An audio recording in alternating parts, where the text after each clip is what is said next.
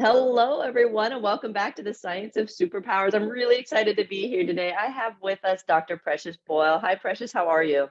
I am wonderful. How are you? How's it going?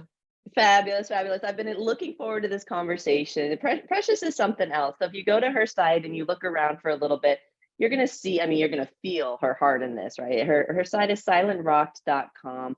And she is all about getting into the heart of things, right? The heart of us, the heart of people. What are we doing? Is it working for us, right? Really helping us see that that is a line we can follow to have a more rich, full experience of our life and to more fully express how we are, right? And sometimes it takes a little bit for us to figure that out. And so we're going to talk a lot about that today as we talk about how Dr. Precious Boyle reminds us to speak up. And so thank you for joining us today. Precious, I'm going to read our support statement. The Superpower Network celebrates Black History Month in honor of priceless contributions to the betterment and welfare of us all. Let's shine brightly on the 2023 theme of resistance as we uplift the efforts of so many who endeavored against great odds to show us the light. May we walk side by side to heal the past so we can step forward together. We love you, love each other. Precious, welcome, and thank you so much for being here. And we're going to say, what are your superpowers and how do you use them for good? First of all, I love the idea of naming them superpowers because that's exactly what they are and how I use them. I think synergism is one of my superpowers. Nice. So a lot of what I do is bringing people together. So literally, like, it can be a conference, and after the conference, I'm pinging all the people I met and was like, hey, let's hop on a Zoom and talk about all the things. Or like, even just in random conversations, I bring people together for the good, for whatever the purpose might be. So synergism, I think, is definitely a part of my, one of my superpowers. The other, I think, is connection. So oftentimes, especially in coaching or in speaking, I'm looking for a connection and I'm looking to make a connection. And that connection then becomes like the foundation of everything else. Beautiful. So yeah, that connection and that trust that happens in connection. So definitely synergism and connection, I think, are my top two superpowers that show up in probably every single area of my life, and especially in the work that I do. Brilliant. Brilliant. I love that. It takes me back to Justin and I, my husband, we met teaching at the Counter Intel Special Agent course, and we taught in-group, out-group dynamics, which I brought forward from intercultural communication and critical race theory and everything else to bring into the space of like, look, like just exactly what you're talking about. I mean, they were teaching rapport and everything else. And in that world, it's all different language, right? But essentially it's what you're talking about. Like, what are our commonalities? Yeah. Right? What are the things that make us more similar than less? And can we sort of build from there? Right. And so I love that's in the work that you do. And so talk to us a little bit about Silent Rock. What a phenomenal name. Like, tell us where that came from and what the passion was behind that. Yeah, so Silent Rock comes from the passage in the Bible where literally Jesus is saying, like, if they don't speak up, the rocks will cry out. I don't want rocks to cry out. I want us to be living and being who we say we are and what we represent and living out loud, whatever that is, so that we are not like seeing rocks cry out for us and saying what we should be saying with our words and with our actions. So that's where the silent rock came from. That's fabulous. That, it's funny, part of the network, the idea for the network actually came from many conversations we were having, goodness, back in the early 2000s, that sounds like eons ago now, around, successful business people. Like, we were kind of on this case study as social scientists, like, who's successful and why, right? What is it? And what we found was, at least success as we were defining it, which was sort of a loving their life, holistic, like the business is in support of a world that they want to live in, that they want to be in, and that where they shine. There was this element of either a religious undertone, a spiritual undertone, some sort of belief or practice that was guiding them. And for some, it was simply just, the light or trusting in some sort of universal concept. For a lot, it was a little more religious oriented, but there was a common thread of some belief or something that guided them through the moments when worlds are colliding and you're like, whoa, which are we going to choose here? And I think a lot of us hit that during the pandemic. If we didn't already have a really strong foundation, we found that that might have been really helpful. We saw people responding differently because they had some sort of belief structure versus people who didn't, and what that meant for them. And so it's interesting when we hear behind a lot of businesses, behind a lot of inspiration, is exactly that, some sort of belief structure that fuels it, that supports it, that gives us that extra courage. Yeah. I think when it's hard, and intellectuals, we like to throw a lot of the religions out because they're hard. They're hard to prove. They're messy. Yeah. But undeniably, what we found in our spaces is that through any of whatever you can connect into, there's something that gets taught about a relationship, a connection, a confidence in the world, Mm-hmm. right? And then from there, right, and also the people of the world, right? Like, and so there's sort of this developmental process that we go through if we allow religious or spiritual beliefs to evolve us. Exactly. If we Yeah. don't get too caught up in the what's true, what's not true, is it real, is not real, it's like, well, we don't No, quite know, and we may never know, but that doesn't mean we can't use them, use it. Yeah. And right, if it's effective. exactly. So our default is that this is ministry.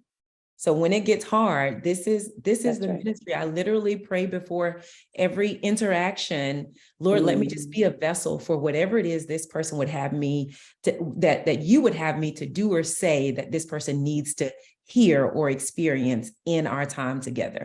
Because I want to make sure that this is grounded in who he is, not who I am. I'm just the vessel for what it is that he's trying to get you to see or experience or feel in the time we have together.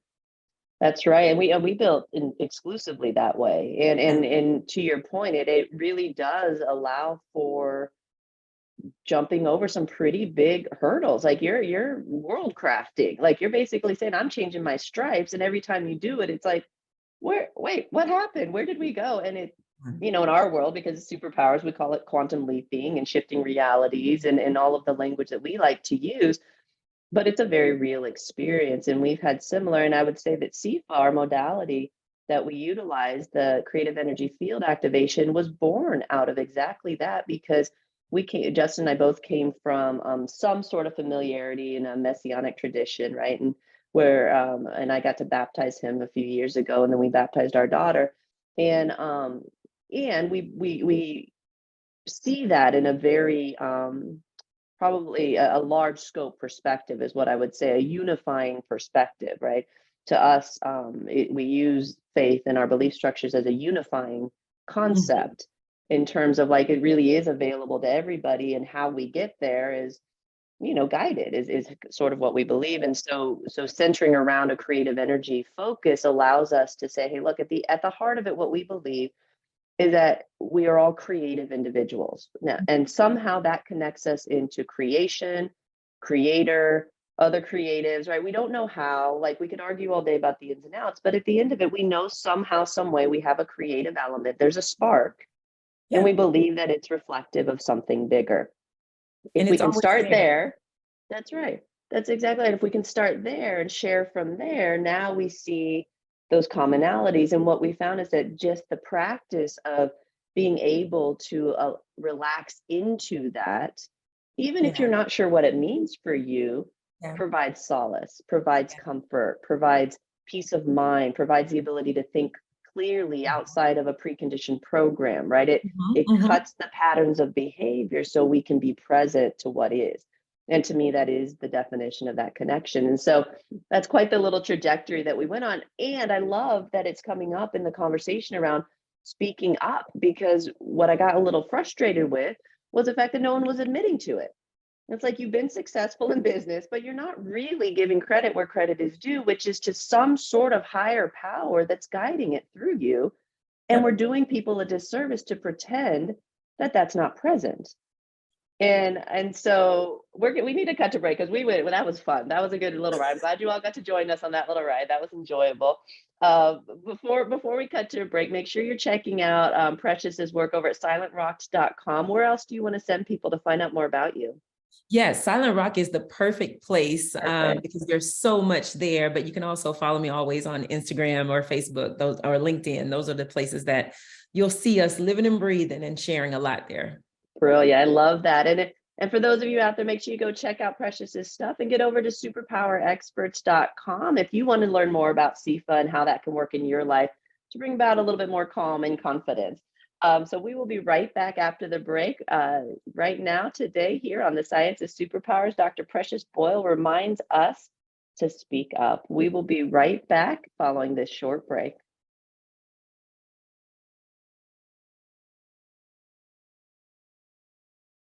Perfect. We're back. Thank you so much for joining us here on the Science of Superpowers. We're talking all about how Dr. Precious Boyle reminds us to speak up through her organization, Silent Rock, and her efforts in connecting us, right? Connecting us into our own emotions, into ourselves, into each other, and how we can be a little bit differently together. So Precious, we talked a little bit before about the inspiration for the idea, and I know your family life is a part of your existence, and that's a big part of what you do. So let's talk a little bit about how you, because your work is really an extension of the way you've chosen to be in the world. Would you say that's a fair assessment? That's so true. So true. And I really appreciate the way that you frame that because a lot of what I do, literally our mantra is be who you say you are. Mm-hmm. And so I can't support people in doing that if I'm not living that. That's right. And so I've made a decision that this is who I want to be. Mm-hmm. And so a large part of that is like you can, for example, you can make a decision. I heard this a few weeks ago from Dr. Darius Daniels. He said, you can make a decision to be great, but it's the habits in between that will lead to greatness. Mm. And so right. a part of what we do at Silent Rock is a subset of our work is called Me University, where we really go into like, it is all about you. It's a safe space to really learn and develop yourself, because that's where the foundation of everything else lives. So if you are not feeling connected, let's really examine like what's going on for you. What's in your soil is the way that we talk about it. What's in your soil? If we're all planted, what's in your soil? Just like the soil gives nutrients to the plant to grow, where are you getting your nutrients? There's some things in that soil that maybe we need to till, we need to dig up, we need to see what's underneath there to see how we can get you more aligned to the life that you want to be living. And that's all in exploring and being a student of your own thoughts and your own actions. So I have to live it in order to actually support people in getting to that space. Brilliant. Oh, I love that. And so in your work, you work with a lot of Black women, and in your experiences, what are the things that you're seeing? Like as you know, I don't think that the idea that we're developing ourselves is that unusual now following the pandemic. I think a lot of people are like, okay, got it, understood. And yet in different situations, right, we're all facing different types of things. And as groups, sometimes there are some shared experiences. So my question is kind of twofold, and I'm setting you up. So I'm just going to let you know I'm setting you up, because my follow-up question, right, is going to be, okay, and how do we help? Right? Yeah. So the first question is, what are you seeing that are really some of the obstacles specific in the Black community, or specifically with Black women, or even that your journey, regardless of how it came about, that as a society, we could pick up a little bit of that slack? Because for sure, some of us are having to move through more than others because of some of the ways we've set up our societies. And so, you know where I'm going with this. Where do you want to take us with it? So here's the thing. So in this space, from my experience and from the experiences that I'm having with a lot of the Black females that I coach, we've been in performance mode. We've been performing for so long, it's ingrained. Those of us who are in leadership positions, we're accustomed to performing. It's been indoctrinated that we perform. When we show up, our hair is done, it's done in a specific way. We all look like Michelle Obama. It's all together. It's all beautiful all the time. We smile. We do all the things. We perform. We're accustomed to doing that. It's literally ingrained that when we show up, we perform. And so now that the world is saying, come as your authentic self. Well, who is that? Yeah. Who is that? Like, we've been in performance mode for so long. A lot of the work that I'm doing with people is figuring out who's the real you. Like, we've been on stage as Tina Turner, but when we come off the stage, we need to know who Anna Mae Bullock is. That's like right. that, those are different people. And we're living a life outside of workspaces as Anna Mae Bullock, not Tina Turner. And so if we want to really embrace the full version of who we are, we've got to interrogate who we've been and all the ways that we've betrayed ourselves in performing. And that's hard work. That's hard work. It's easier to perform because we know what's expected. We know how people are going to respond. It's harder to really interrogate who we are, what we like, what we don't appreciate, what we feel is restrictive, what we feel is freeing, because our definitions of freedom may be completely different. Our definitions of flexibility may be completely different. So in all the things and all the rhetoric that we're hearing now about being authentic and equity and equality and all the beautiful words, those are beautiful words. But what are the habits that as a society we're embracing? What are the habits that we're consistently defaulting to that support or that present as barriers for those of us who are trying to live that authentic life, who are trying to figure out, like, who are we if we're not Tina Turner? Who is the real Anna Mae Bullock? Like, who are we when we're not performing?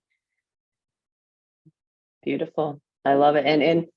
And so I think inherent within that is the answer to the question, folks, is taking some assessment of self, right? What are our expectations? And these aren't easy concepts. We're talking about real abstract conceptions of self, right? Identities, and it's deeper than simply race, for sure. It's deeper than gender, for sure.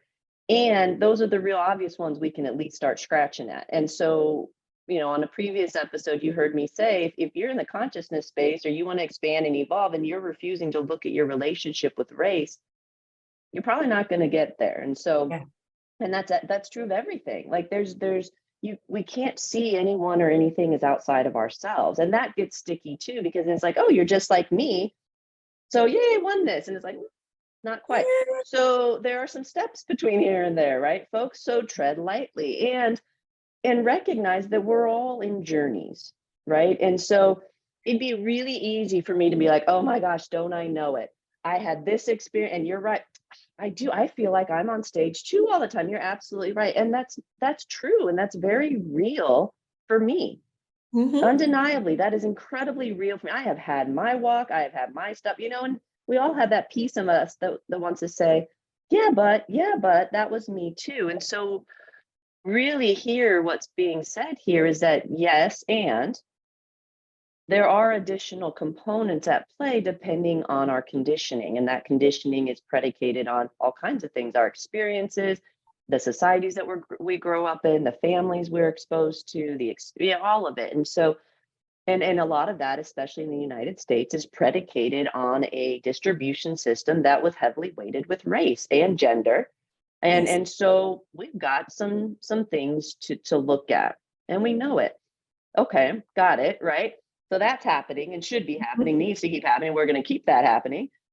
And then we also have the very real scenario. These are people's lives. Like, these are individuals, and the realization that happens with that, the undergoing of that establishment of self and identity development, is no small matter for anybody in any lifetime or existence without all of that added oppression on top of it. Right. So these are almost insurmountable odds. I remember when the pandemic, when the social unrest just like exploded, right? That moment during the pandemic when it's like, here we go. We're all watching like, is this it, right? Is this the time where it kind of busts through, right? And it made a lot of headway, and it was actually really impressive. And I remember sitting there saying, this is just the start. Like, This is what happens when people realize they've been lied to their whole lives about their relationship with race and gender. This is just the precursor to what's going to happen when people find out they've been lied to their whole lives about the entirety and the essence of who they are. Who they are. This is just the first wave, folks. This is going to be a minute that we're going to be in this together. And what I can say in the studies that I've done is that there are really valuable things that we can glean from each other if we dare to sit in conversations and listen. Yeah. And so it means that we have to be developed, right? To be able to sit and listen. And that is a tribute, I think, to the work that you're doing in the world. I interrupted you. Go ahead. Yeah, it just makes me think about a part of the path to getting to the place where we're having real conversations. For me, and what I start with a lot of my clients is working through what are our unspoken rules. Mm-hmm. What are the things that are not spoken? Like, yes, we may all be accustomed to performing, but what are the unspoken rules associated with your performance? And what are the unspoken rules associated with my performance? Because I'm fighting some battles about the perception of my emotions. So when I encounter emotional situations, what are the unspoken rules about my response versus your response? That's right. So we may be having some of the same battles, but we're not living by the same set of rules. Society has dealt us a hand of different rules. And so we've got to be conscious of the unspoken rules first and really say those things. What are those unspoken rules? Whether it's in the workplace or whether it's in the family. I literally talk to my clients and we talk through, like, even at home, what are the unspoken rules? Who helps with homework? Who cooks dinner? Was that a conversation? Or was that like, okay, you're the woman, so you do these things. You're the man, you do these things. Like, how did it happen? Same things at work. Am I just based on whatever this description is for my role?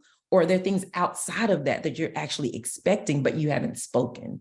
Is there a way that I should do this that's unspoken that maybe I just don't know yet? Does everyone sit at their desk and eat lunch? Is that an unspoken rule? Like, I know it's not written in a handbook somewhere that we eat lunch at our desk. We don't physically get up and leave, but I see everybody doing it. So yeah, what happens if I don't, right? Right. So all of these little things that we think are trivial, they become unspoken rules that we start to live by. That's right.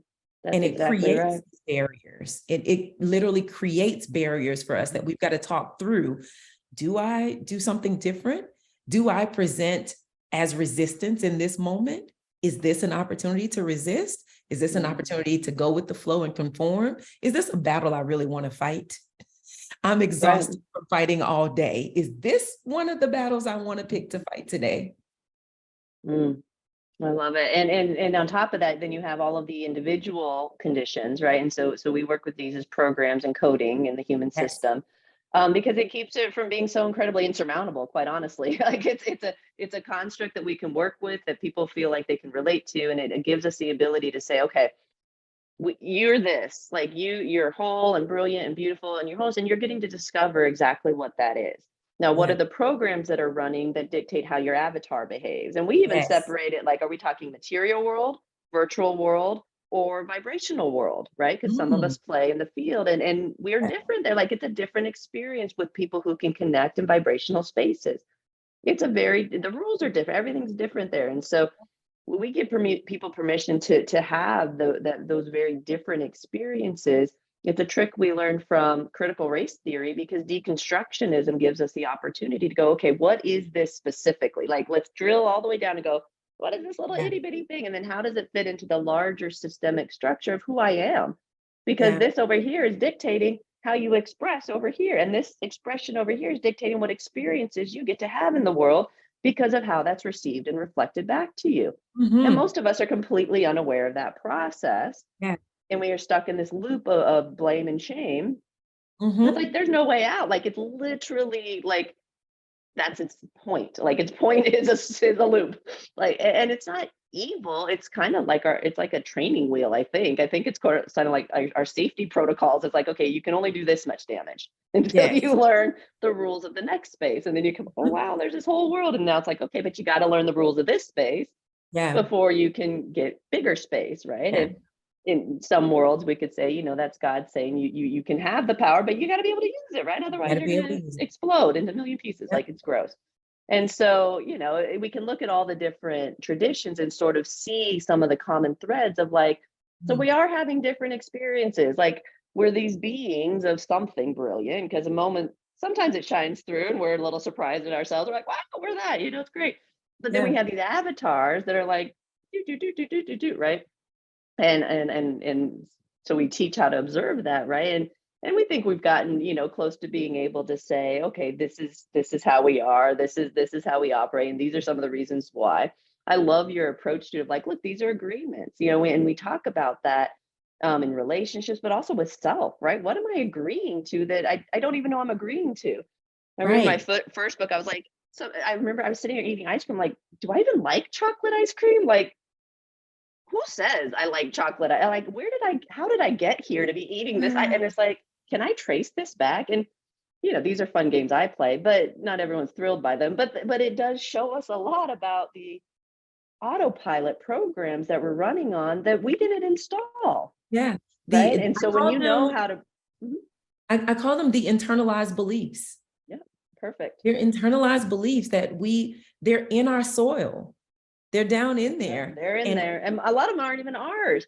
I'm like, they're this didn't not. start with you. Like, this didn't start. We're talking about race. This didn't start with us. This Right. did not start with Tonya and Precious. Like, we did not No. invent this concept to sit between us. Like, did not. Yeah. So there was a world before that. Yeah. And there's going to be a world after that. Right. What do we want it to look like? Yeah. Right. And Yeah. the constructs are important, I think, so we can see things and pass through them. Like it's sort of like we put them in place so we can better understand our world, but we Mhm. forget that we made them We and we can made unmake them. them. Yes. They're just cross throughs, right? But Yeah. so it's understanding kind of our innate design and how we function and how we interrelate with creation itself. And Mhm. once you get that, so we call it divine design, once you sort of understand that inherent build process, you Mhm. start to see how to do it for you, right? Yeah. And I feel like that's essentially the process you're walking people through. It's like, let's dial down and like, what is the essence of you? And I What remember is? getting it down to like, I'm like this, like of the avatar, I was like this.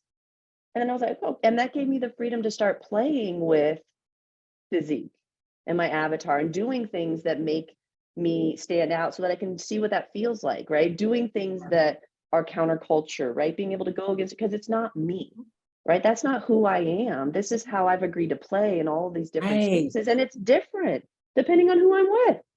And And I that's think we're entitled to that, right? That's not hiding, that's not a mask. It's saying, hey, I'm choosing how I want to show up in each of these containers. That's my choice. And yes. I'm going to be transparent about the fact that you're not going to see this person, and that's Yeah. okay with me.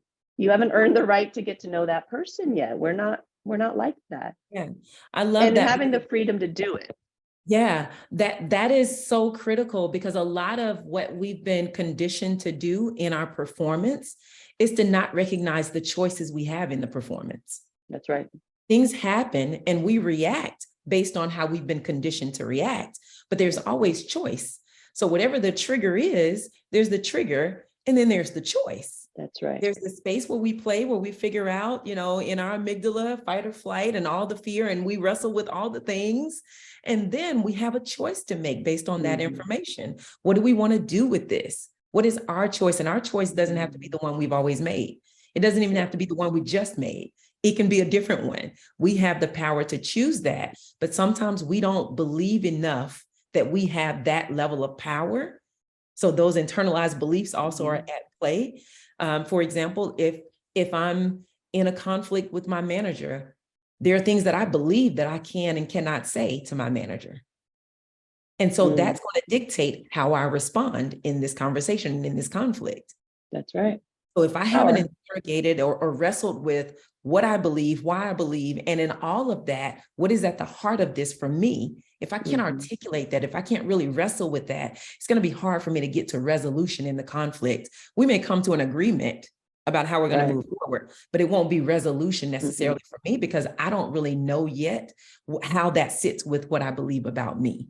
I love that. And And the time to figure that out isn't in the conflict, right? This is the No. preemptive work we get to do. And I remember talking with our daughters about boundaries, right? And stuff and dating and everything. It's like, here's the deal. Like the time to think about this stuff is not in the moment. Because let me tell you what you're gonna be thinking in the moment. All kinds of things, right? The time to be thinking about is like, what do I want? Yeah. Right. And what matters to me? What are my boundaries? And that's, we're busy. We're not thinking about those things all the time. And then we find ourselves in situations where it would be really helpful to have a better sense of self, a stronger sense of self, because we're not as easily manipulated, talked into Yes. things, influenced, right? And I don't know about you, but that's a big part of our goal is to help people develop to the point where they are much less manipulable, much Absolutely. less influenced by the tumultuousness around us, right? Much less influenced by Yes. someone else's fear, someone Mm-hmm. else's power, someone else's Yeah. whatever, but being able Yeah. to stand there in your own and say, okay, I hear you, I Exactly. do, I feel you. Yep. I have a crazy story. When I was in basic training, basic training was a trip, right? I was 27 years old with a master's degree, right? Mind you. And I'm find myself basic training. 9/11 happened. I was waiting on word back from a doctoral program, and it happened, and it just shook my world. A month later, I was in the recruiter's office, and then a month later, I was the Army owned me, right? And I enlisted. Right? Yeah, I know. Nobody, everyone's like, you can't do this, you can't do this. I'm doing it, right? And I did it. So here I am at basic training with a bunch of 17, 18-year-olds, right? Which is kind of a fascinating thing. And it was the weirdest experience. But if you want to understand how to program people, Yeah.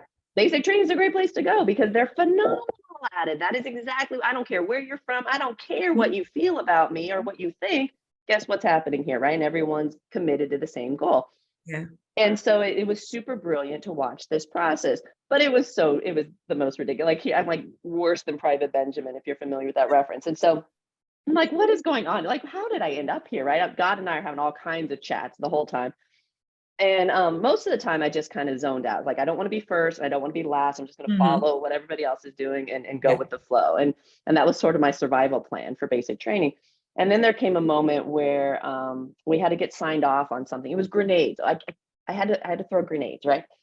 Like these stories are fun. Anyway, so we were lined up alphabetically, and my maiden name was towards the beginning of the alphabet, and so I had to go first. So my whole survival program of just watch the person in front of me didn't work Yeah. anymore, and I wasn't listening. I was exhausted. I was probably asleep, and I'm like, I don't know what to do here, right? And so I'm like, I can pick this up, right? It's just grenades. And so I'm like, so I throw the grenades. I did that well, and I come out and I go to some place, and apparently it wasn't the right place I was supposed to be. And at the time that I went through the Army, drill sergeants couldn't touch you unless you were a threat to yourself or someone else, right? It had progressed in their training, and so the next thing I knew, I was slammed up against a wall. My head was up against a wall. A drill sergeant who's about 5'5", red in the face, screaming at me, spittle coming out of his mouth. Like I'm like, what is going on here? And I'm like, and all I could think to do was I was like, I can see you're upset. I think you're wanting me to understand. I really have no idea why you're yelling at me. I have no, and that just made him more upset, of course.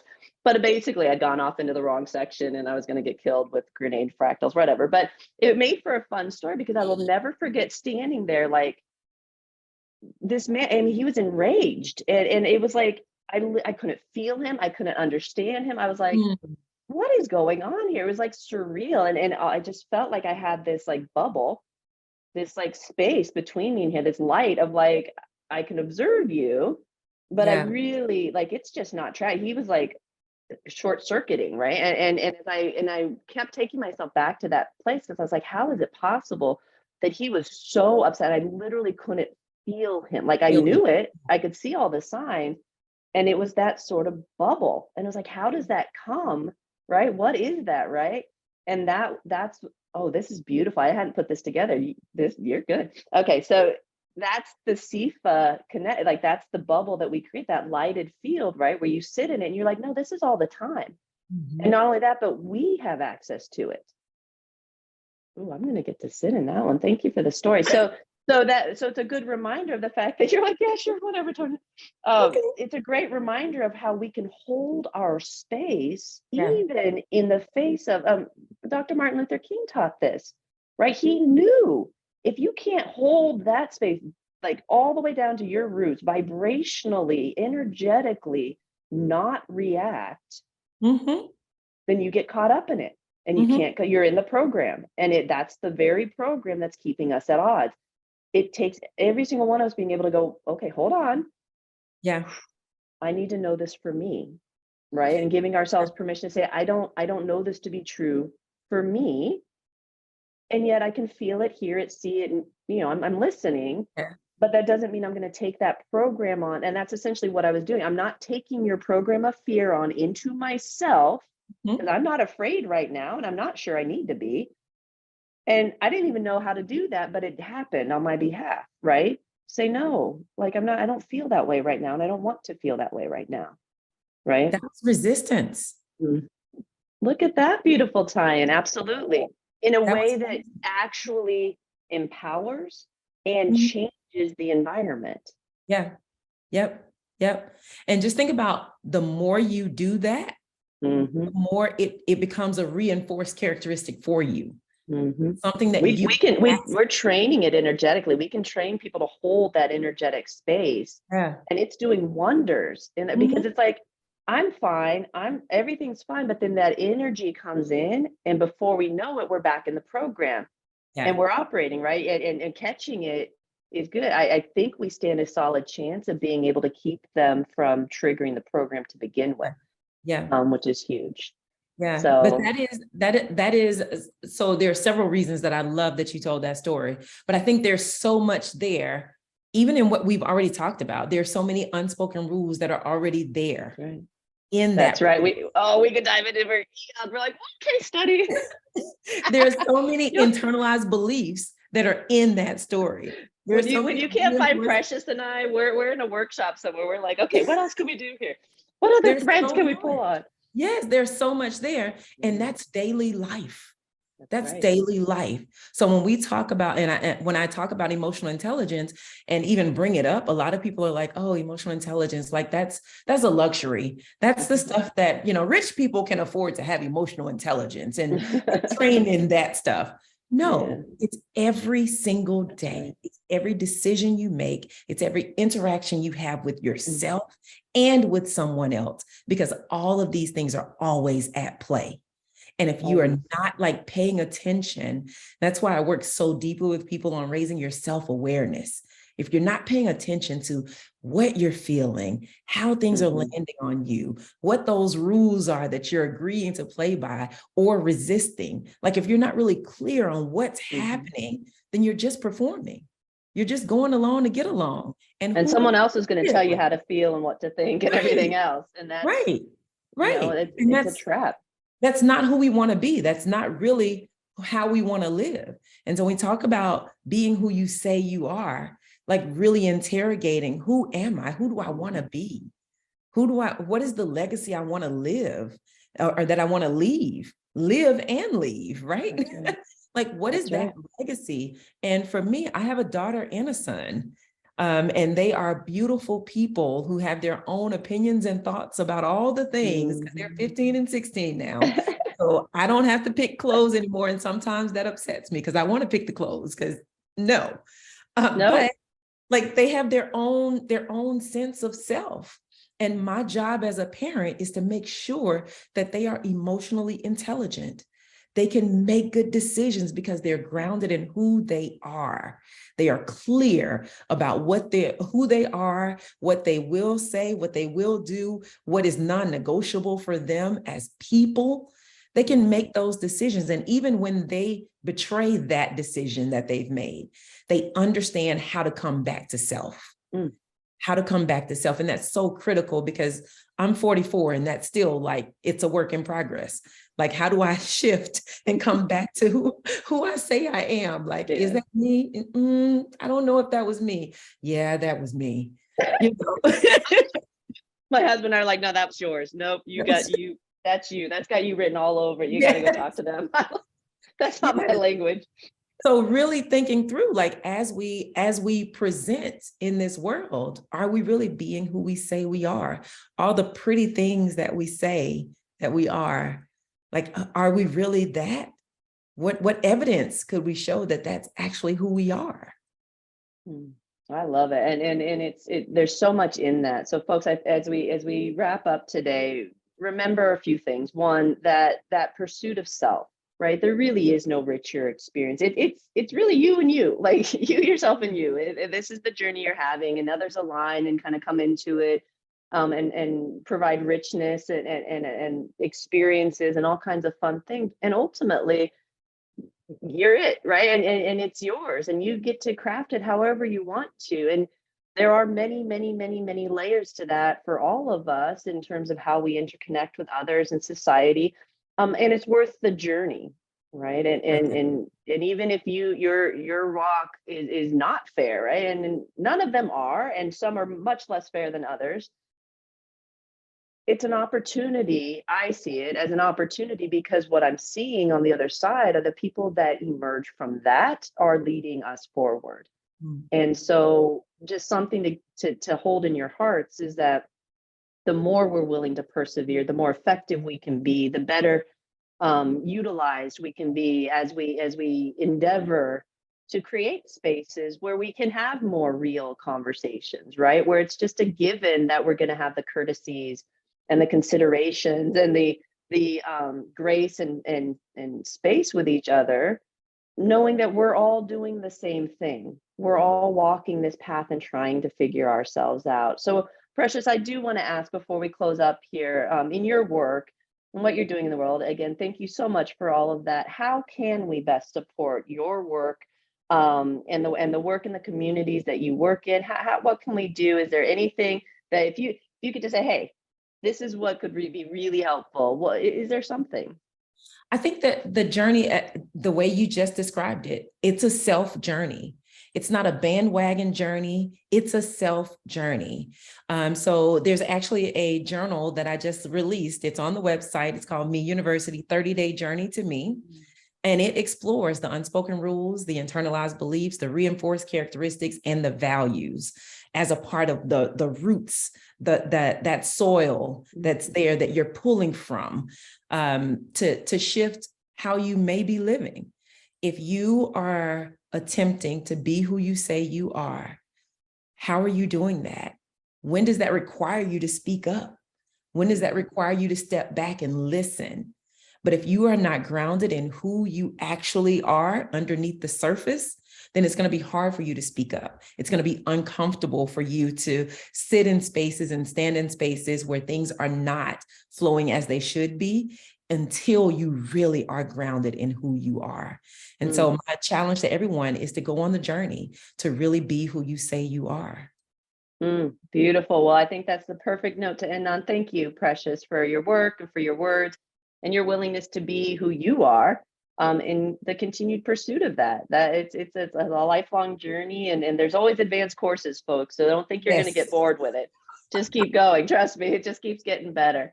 So thank you from our hearts to yours, and thank you to all of you who endeavor to know yourselves, right? And remember, it's messy. It's all messy, and we're working through it. And we will get there together. So Precious, thank you. And thank you all for listening.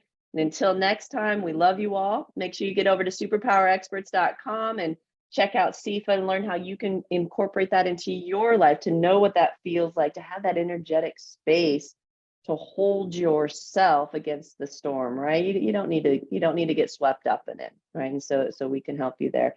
Go check that out. Go over to silentrocks.com and check out Precious's work. And until next time, folks, we love you, love each other. Goodbye for now.